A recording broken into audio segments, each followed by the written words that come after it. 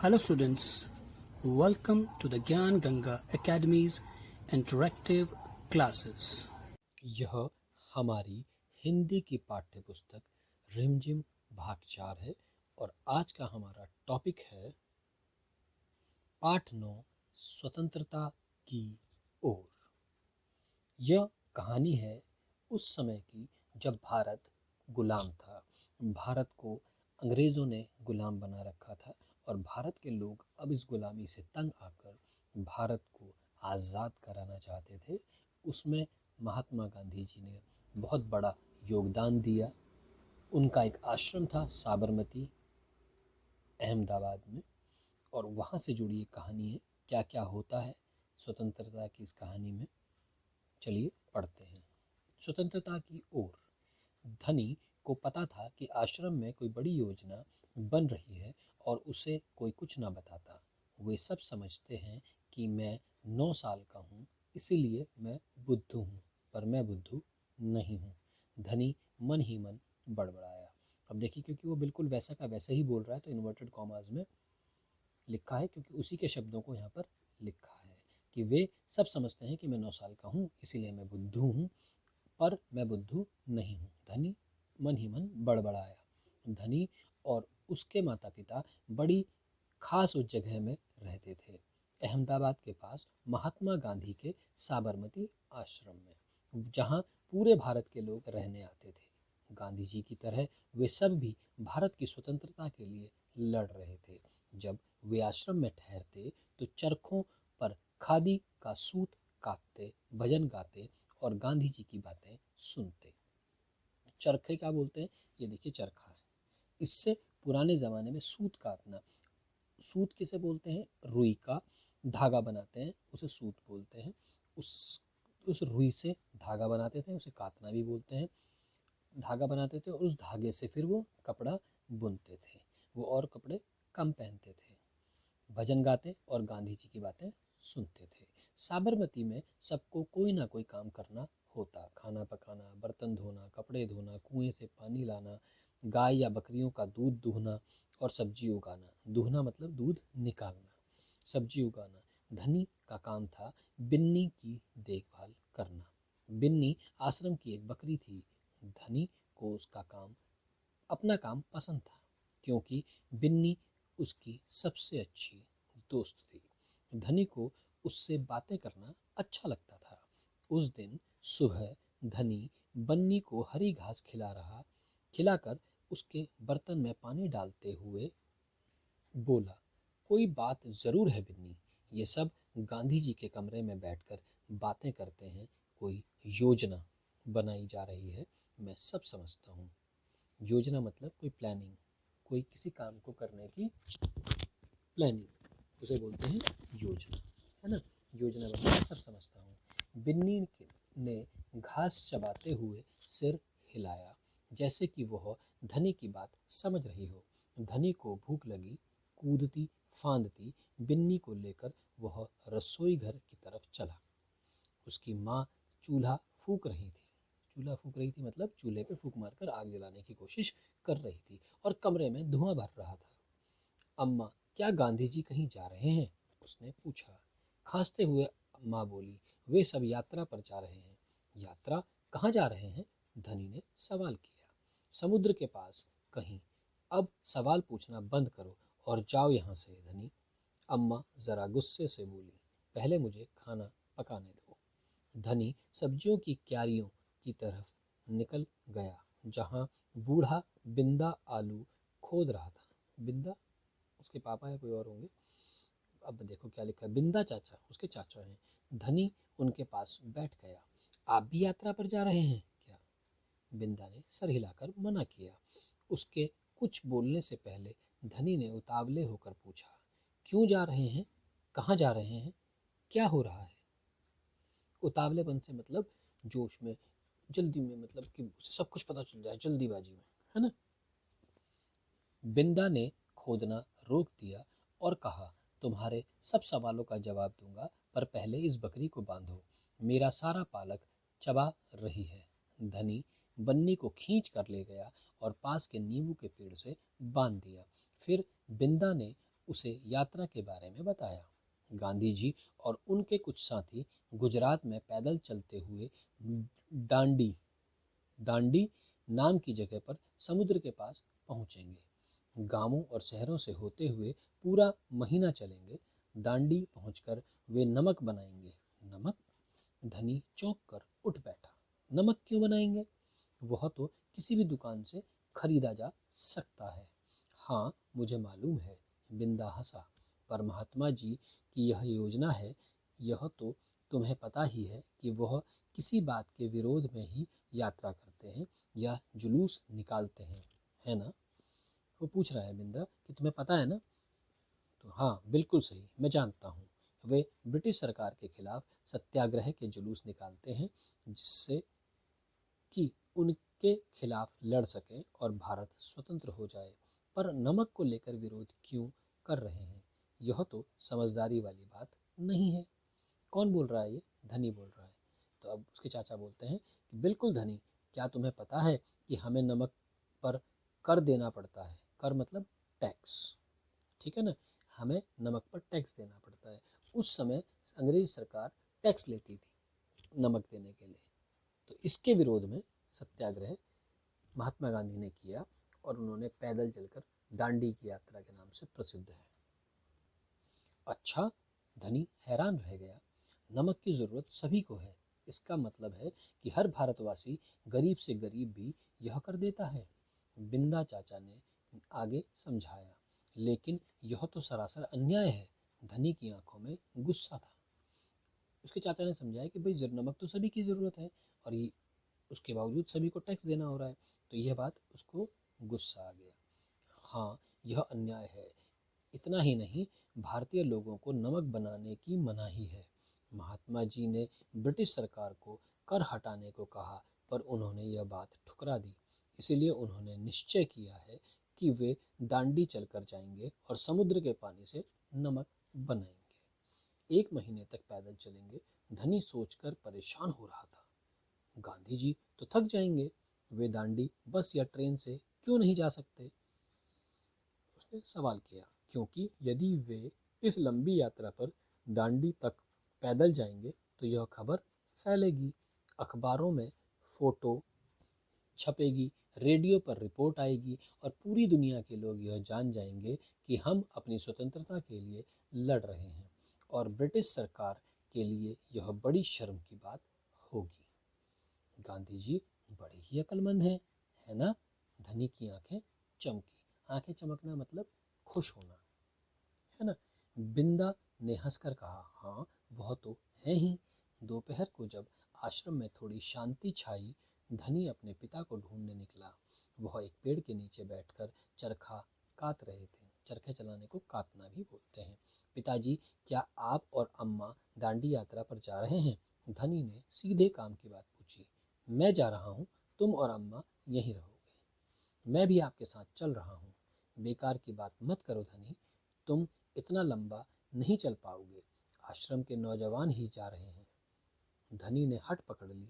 मैं 9 साल का हूँ और आपसे तेज दौड़ सकता हूँ, धनी ने कहा।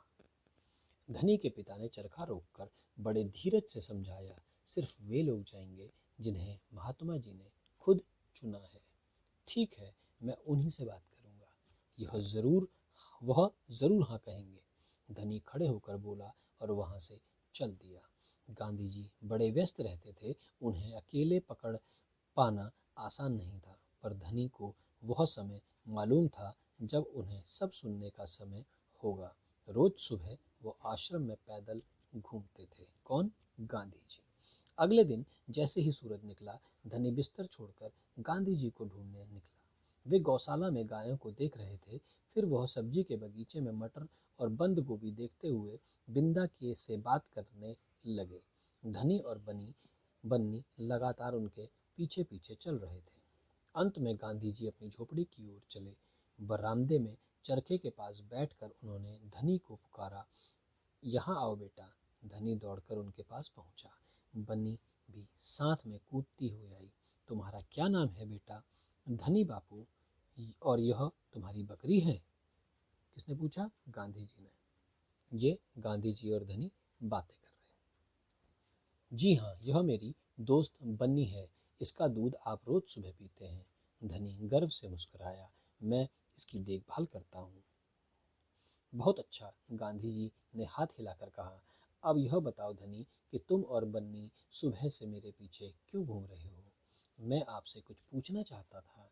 धनी थोड़ा घबराया। क्या मैं आपके साथ दांडी चल सकता हूँ? हिम्मत करके उसने कह डाला। गांधी जी मुस्कुराए। तुम अभी छोटे हो बेटा, दांडी तो बहुत दूर है। सिर्फ तुम्हारे पिता जैसे नौजवान ही मेरे साथ चल पाएंगे। पर आप तो नौजवान नहीं हैं। धनी बोला। आप नहीं थक जाएंगे? मैं बहुत अच्छे से चलता हूँ, गांधी जी ने कहा। मैं भी बहुत अच्छे से चलता हूँ। धनी भी अड़ गया। ये हैं गांधी जी। हाँ ठीक बात है। तुम सोच कुछ सोचकर गांधी जी बोले, मगर एक समस्या है। अगर तुम मेरे साथ चलो जाओगे तो बनी को कौन देखेगा? इतना चलने के बाद मैं तो कमजोर हो जाऊंगा। इसीलिए अब जब मैं वापस आऊंगा तो मुझे खूब सारा दूध पीना पड़ेगा, जिससे कि मेरी ताकत लौट आए। यह बात तो ठीक है। बन्नी तभी खाती है जब मैं उसे खिलाता हूँ। धनी ने प्यार से बन्नी का सर हिलाया। और सिर्फ मैं जानता हूँ कि इसे क्या पसंद है। बिल्कुल सही। तो क्या तुम आश्रम में रहकर मेरे लिए बन्नी की देखभाल करोगे? गांधी जी प्यार से बोले। जी हाँ, करूँगा, धनी बोला। बन्नी और मैं आपका इंतज़ार करेंगे। सुभद्रा सेन गुप्ता, अनुवादी मनीषा चौधरी। ये कहानी लिखी थी सुभद्रा सेन गुप्ता जी ने, और उसका अनुवाद, अनुवाद मीन्स हो सकता है किसी और भाषा में लिखी हो और उसको हिंदी में या किसी अन्य भाषा में लिखना, उसे बोलते हैं अनुवाद करना। ठीक है ना? किसी भाषा को, लिखी हुई चीज़ को किसी दूसरी भाषा में लिखना, उसे उसका अनुवाद करना होता है। इसका मनीषा चौधरी ने इसका अनुवाद किया। Right students? तो यह थी स्टोरी स्वतंत्रता की ओर। तो गांधी जी कैसे नमक आंदोलन करने के लिए दांडी जा रहे थे, और वो बच्चा धनी किस प्रकार गांधी जी के साथ जाना चाहता था, परंतु गांधी जी ने कितने अच्छे और प्यार से उसे समझाकर अपने साथ ले जाने से रोका। ये इस कहानी का सार था। चलिए कुछ अभ्यास प्रश्न करते हैं। प्यारे बापू, इस कहानी को पढ़कर तुम्हें बापू के बारे में कई बातें पता चली होंगी। उनमें से कोई 3 बातें यहाँ पर लिखो। तो जैसे कि वो कहाँ रहते थे, वेरी गुड। उनका आश्रम का नाम क्या था और वो आश्रम कहाँ था, वो लिख सकते हैं हम यहाँ पर। और गांधी जी कहाँ जा रहे थे और क्यों जा रहे थे, ये लिख सकते हैं हम वहाँ पर। और धनी को उन्होंने कितने प्यार से समझाया, ये भी हम यहाँ पर लिख सकते हैं। नेक्स्ट, चूल्हा। धनी की माँ चूल्हा फूंक रही थी। धनी की माँ खाना पकाने के लिए चूल्हे का इस्तेमाल करती थी। नीचे कुछ चित्र बने हैं, उनके नाम पता करो और लिखो। ये क्या है? स्टोव, चूल्हा, गैस का स्टोव, एलपीजी सिलेंडर, और ये अंगीठी। इनमें कौन कौन से ईंधन का इस्तेमाल किया जाता है? स्टोव में कैरोसिन या मिट्टी का तेल, इसमें लकड़ी या उपले, इसमें एलपीजी सिलेंडर है, एलपीजी गैस आती है, और अंगीठी में कोयले और लकड़ियाँ इस्तेमाल होती हैं। तुम्हारे घर में खाना पकाने के लिए इनमें से क्या इस्तेमाल किया जाता है? जिसके घर में जो इस्तेमाल किया जाता है वो यहाँ पर इसका उत्तर लिख सकता है। कहानी से आगे। नीचे कहानी में आए कुछ शब्द लिखे हैं। कक्षा में 4-4 के समूह में एक एक चीज़ के बारे में पता करो। स्वतंत्रता क्या होती है, सत्याग्रह क्या होता है, खादी क्या है और चरखा क्या है। अब इसमें से मैं 1-2 आपको बता रहा हूँ। स्वतंत्रता, स्वतंत्रता मीन्स होता है आज़ादी। आज़ादी मीन्स कुछ भी करने की आज़ादी, अपने मन से जीने की, अपने मन से काम करने की, अपने मन से उठने की, बैठने की, इसे बोलते हैं स्वतंत्रता। आज़ादी जैसे बोलने की स्वतंत्रता, कुछ काम करने की, मनपसंद काम करने की स्वतंत्रता, कहीं आने जाने की स्वतंत्रता। राइट? इसी प्रकार सत्याग्रह, सत्याग्रह मतलब सत्य के लिए आग्रह करना। वैसे तो इसका मतलब होता है, लेकिन क्या है कि अपनी बात को मनवाने के लिए शांतिपूर्वक तरीके से किया गया कार्य सत्याग्रह कहलाता है। कुछ लोग सत्याग्रह में विरोध में भी करते हैं कि भैया हम धरने पे बैठ जाएं, उसे सत्याग्रह भी कहते हैं। खादी, खादी क्या है? जो एक प्रकार का कपड़ा है जो रुई से काट कर चरखे पे बनाया जाता है। चरखा क्या है? चरखा एक गोल सा व्हील टाइप का होता है जिससे सूत काटा जाता है और धागा बनाया जाता है और फिर उस धागे से कपड़े को बनाते हैं। चरखा अभी हमने बात कर ही ली, ठीक है ना। तुम इस काम को अपने दोस्तों से, बड़ों से शब्दकोश या पुस्तकालय से सहायता ले सकते हो। शब्दकोश मतलब डिक्शनरी, पुस्तकालय आपको मालूम है लाइब्रेरी, सहायता ले सकते हैं। जानकारी इकट्ठा करने के बाद कक्षा में इसके बारे में बताओ। राइट। आगे की कहानी, अब आगे की कहानी क्या है? गांधी जी ने धनी से कहा, क्या तुम आश्रम में ही रहकर मेरे लिए बन्नी की देखभाल करोगे? धनी ने गांधी जी की बात मान ली। जब गांधी जी दांडी यात्रा से लौटे होंगे तब आश्रम में क्या क्या हुआ होगा, आगे की कहानी सोचकर लिखो। तो आप सब अपनी मर्जी से लिखेंगे, ठीक है ना। मैं जो आपको बता रहा हूँ सिर्फ जानकारी थोड़ा सा दे रहा हूँ। मेरे हिसाब से क्या हुआ होगा कि जब गांधी जी वापस आए होंगे तो धनी बड़ा खुश हुआ होगा और धनी ने बन्नी का दूध ले जाकर गांधी जी को पिलाया होगा और गांधी जी को याद दिलाया होगा कि आपने मुझे कहा था ना कि आपने बन्नी का ध्यान रखना है, तो मैंने बन्नी का अच्छे से ध्यान रखा और अब आप उसका दूध पीकर अपनी ताकत वापस पा लो। कहानी से धनी ने गांधी जी से सुबह के समय बात करना क्यों ठीक समझा होगा? क्यों? क्योंकि सुबह के समय गांधी जी आश्रम में घूमते हैं, उनको आसानी से मिला जा सकता है, इसीलिए उसने सुबह का टाइम ही चुना होगा। धनी बन्नी की देखभाल कैसे करता था? धनी उसको कब क्या खिलाना है उसका ध्यान रखता होगा। उसके अलावा उसको इधर उधर घास खिलाने भी ले जाता होगा और जो उसे पसंद होता होगा वो उसे खिलाता होगा। धनी को यह कैसे महसूस हुआ होगा कि आश्रम में कोई योजना बनाई जा रही है? उसको इसलिए आभास हुआ क्योंकि बहुत सारे लोग गांधी जी के साथ बातचीत कर रहे थे बार बार, है ना। कुछ लग रहा था कि भाई कुछ योजना बनाई जा रही है, बार बार बातचीत हो रही है। यही सब लोगों की बातचीत के और वहाँ के लोगों के व्यवहार की वजह से धनी को लगा होगा कि कोई योजना बनाई जा रही है। कहानी और तुम। धनी यात्रा पर जाने के लिए उत्सुक क्यों था? अगर तुम धनी की जगह होते तो क्या तुम यात्रा पर जाने की जिद करते? क्यों? धनी यात्रा पर जाने के लिए इसलिए उत्सुक था क्योंकि पैदल दांडी तक जाना था और जब गांधी जी जा सकते हैं तो वो क्यों नहीं जा सकता? पहली बात। उत्सुक इसलिए था क्योंकि जब उसे पता चला कि सरकार ने नमक पर टैक्स लगा रखा है और उसके विरोध में यात्रा हो रही है तो फिर वो भी ज़रूर उसके विरोध में यात्रा करेगा। अगर तुम धनी की जगह होते तो बिल्कुल हम भी यात्रा पर जाते। और क्यों करते? क्योंकि हमें भी गुस्सा होता है इस बात का कि बताइए, जो आदमी की ज़रूरत की चीज़ है सरकार उस पर भी टैक्स लगा रही है। गांधी जी ने धनी को न जाने के लिए कैसे मनाया? क्या तुम गांधी जी के तर्क से सहमत हो? क्यों? गांधी जी ने धनी को भाई कैसे मनाया? उसको कहा कि जब वो आ जाएंगे तो उन्हें भाई बन्नी का दूध पीना होगा और बन्नी की देखभाल तो धनी ही करता है, और अगर धनी नहीं होगा तो बन्नी की देखभाल कैसे होगी और वापस आकर गांधी जी दूध कैसे पी पाएंगे? बिल्कुल गांधी जी के तर्क से हम भी सहमत हैं। क्यों? क्योंकि वो छोटा बच्चा वो कैसे जाता और वो मान नहीं रहा था, तो यही बहाना बेस्ट या बहुत अच्छा था। ताकत के लिए गांधी जी ने कहा, जब मैं वापस आऊँगा तो मुझे बहुत सारा दूध पीना पड़ेगा जिससे कि मेरी ताकत लौट आए। बताओ, खूब सारी ताकत और अच्छी सेहत के लिए तुम क्या क्या खाओगे पियोगे? चटपटी अंकुरित दाल, मीठा दूध, गरम समोसे, रसीला आम, करारे गोलगप्पे, गर्मा गर्म साग, कुरकुरी मक्के की रोटी, ठंडी आइसक्रीम, खुशबूदार दाल, रंग बिरंगी टॉफ़ी, मसालेदार अचार या ठंडा शरबत। ये तो आप अपने आप करेंगे, ठीक है बच्चों।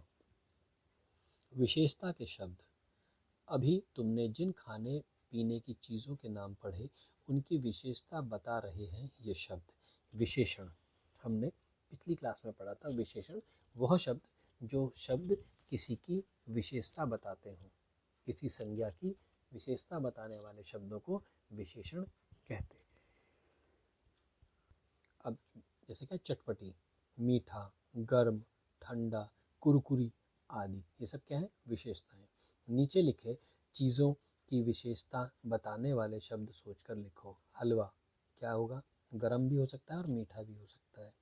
उसके बाद पेड़ बड़ा या घना, नमक सफ़ेद, चींटी छोटी या बड़ी, लाल या काली, पत्थर बड़ा या छोटा, कुर्ता सुंदर, गोल या रंगीन चश्मा, और झंडा बड़ा या रंग बिरंगा झंडा, कुछ भी है ना जो विशेषता बता सकते हो।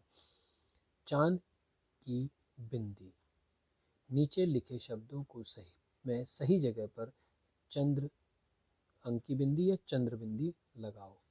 धुआं, कुआं, फूंक, कहा। अब आपने ध्यान से देखना है कहाँ पर ये वाली बिंदी और कहाँ पर ये वाली बिंदी लगेगी, उसको लगाएंगे। जैसे बंद गोभी, बंद गोभी में अंक की मात्रा लगेगी। इंतजार, इंतजार अंक की मात्रा लगेगी। पसंद, प सौ पे ऊपर अंक की मात्रा लगेगी। इसी प्रकार चंद्रबिंदु कहाँ लगेगी, ध्यान से देख के और वहाँ लगाएंगे। किसकी जिम्मेदारी, जिम्मेदारी किसकी है? धनी को बनी की देखभाल करने की जिम्मेदारी दी गई थी। इनकी क्या क्या जिम्मेदारी थी? माँ की क्या जिम्मेदारी थी? खाना बनाने की। पिता की क्या जिम्मेदारी थी? चरखा काटने की और गांधी जी के आंदोलनों में भाग लेने की। और बिंदा की क्या थी? क्यारियों की फसल वसल का देखना, सब्जी वब्जी उगाना, वो उसकी जिम्मेदारी थी। अब ये महात्मा गांधी के जीवन पर आधारित अलग अलग चित्र हैं कि बापू कैसे थे। गांधी जी को बापू भी कहते हैं। अब पोरबंदर, जहाँ गांधी जी का जन्म हुआ, ये गांधी जी का घर है जहाँ गांधी जी पैदा हुए थे। उसके बाद प्राथमिक विद्यालय राजकोट, जहाँ गांधी जी पढ़े, ठीक है ना। उसके बाद क्या है, गांधी जी 7 साल की आयु में ऐसे दिखते थे। उसके बाद महात्मा गांधी प्रार्थना सभा में गांधी जी कैसे दिख रहे हैं। और ये गांधी जी जा रहे हैं, यहाँ क्या, गांधी जी और कस्तूरबा, कस्तूरबा कौन थी? गांधी जी की पत्नी, ठीक है। सुबह सैर करते हुए, सुबह सैर पर निकले हैं गांधी जी अपनी पत्नी के साथ। उसके बाद गांधी जी काम करते हुए, गांधी जी रविंद्रनाथ टैगोर जी के साथ शांति निकेतन में, पश्चिम बंगाल। उसके बाद महात्मा गांधी जी ने तुलसी का पौधा लगाते हुए। ये अलग अलग गांधी जी के जीवन से जुड़ी हुई कुछ तस्वीरें हैं जो आपको दिखाने के लिए इस किताब में दी गई हैं। तो इस प्रकार यह कहानी खत्म होती है स्वतंत्रता की ओर। आज के लिए इतना ही। Good day. I hope you enjoyed our video. Thanks for being with us.